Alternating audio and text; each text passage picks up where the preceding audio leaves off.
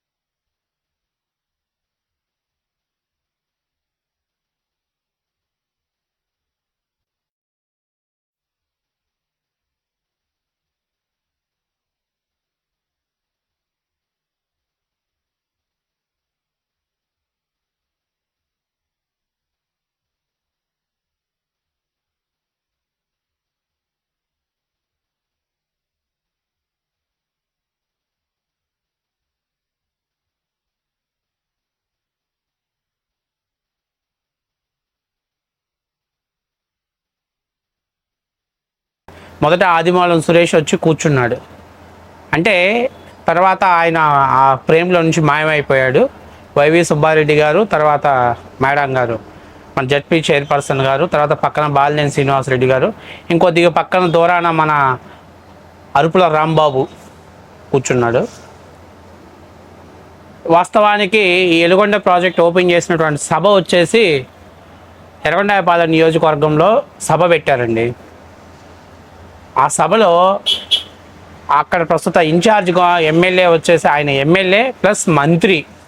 Protocol ప్రకారము మరి వైఎస్ఆర్ కాంగ్రెస్ పార్టీలో నాకు అర్హత ఏంటో నాకు ఇప్పటికీ కూడా అర్థం కావట్లేదండి. ఇన్ని సభలు చూసినా అర్థం కావట్లేదు. ఇప్పుడు జగన్మోహన్ రెడ్డి పక్కన ఎవరు ఉండాలి? ఇరిగేషన్ శాఖ మంత్రి, మన అరుపుల మంత్రి ఉండాలి. సరే, పని చేసినా చేయకపోయినా, అరుస్తున్నా, ఏదైనా పీకినా పీక్కపోయినా ఆయన పక్కన ఆ శాఖకు సంబంధించినటువంటి మంత్రి పక్కన ఉండాలి. యువతల వైపు ఎవరైతే జిల్లా ఇన్ఛార్జి మంత్రో లేకపోతే అబ్జర్వర్ మంత్రో, లేకపోతే ఒకవేళ ఆ నియోజకవర్గంలో ఉన్న వ్యక్తి మంత్రిగా ఉంటే మంత్రికి ప్రోటోకాల్ ప్రకారం లెఫ్ట్ సైడు రైట్ సైడ్ ఇంకొక మంత్రి ఉంటాడు. కానీ ఇక్కడ ఇటుపక్క రెడ్డి, ఇటుపక్క రెడ్డి, ఆ పక్కన రెడ్డి, ఇంకా అసలు ఎవరైతే ఉన్నారో ఆదిమూలం సురేష్ అనే పక్కకి వెళ్ళిపోయాడు. నాకు అర్థం కావట్లా. పేపర్లో పెద్ద పెద్ద నేస్తారు సామాజిక న్యాయం, సామాజిక న్యాయం. ఎందుకు మరి ఆదిమూలం సురేష్ని ఎందుకు సామాజిక న్యాయంలో పనిచేయడా? అసలు నేను అడుగుతున్నాను, మేరుగు నాగార్జునకి ఏం సంబంధం అండి? సంతనోత్తరపాడు ఎమ్మెల్యే అంటున్నాడు. సంతనోత్తరపాడు ఎమ్మెల్యే ఈ ప్రాజెక్టు పరిధిలో లబ్ధిదారు ఉండే నియోజకవర్గం కూడా కాదు మేరుగు నాగార్జున పోటీ చేస్తున్న నియోజకవర్గం. మరి మేరుగు నాగార్జున ఎందుకు కూర్చోబెట్టారు అక్కడ? సంబంధిత మినిస్టర్గా ఉన్నటువంటి వ్యక్తి ఆదిమూలం సురేష్ని ఎందుకు పక్కకు పెట్టారు?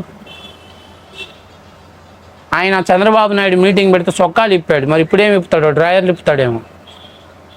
దీని గురించి మాట్లాడు. మళ్ళీ నీ నియోజకవర్గంలో సభ జరుగుతుంటే, నువ్వు ప్రాతినిధ్యం వహిస్తున్న నియోజకవర్గంలో సభ జరుగుతుంటే, నువ్వు ఒక మినిస్టర్వి, నీ క్యాడర్ ఒక మినిస్టర్ క్యాడర్, నువ్వు ఈ సభలో లేకుండా పోవటం ఏంటి? ఆయన పక్కన పెట్టడం ఏంటి? ఈ గానా భజన బృందం అంతా దాని మీద స్టేజ్ మీద ఎక్కటం ఏంటి? మళ్ళీ పిలిపించుకోండి, మరి కింద ఉన్న వాళ్ళు పిలిపించి మళ్ళీ పైకి రండి పైకి పిలుస్తున్నారు సారు.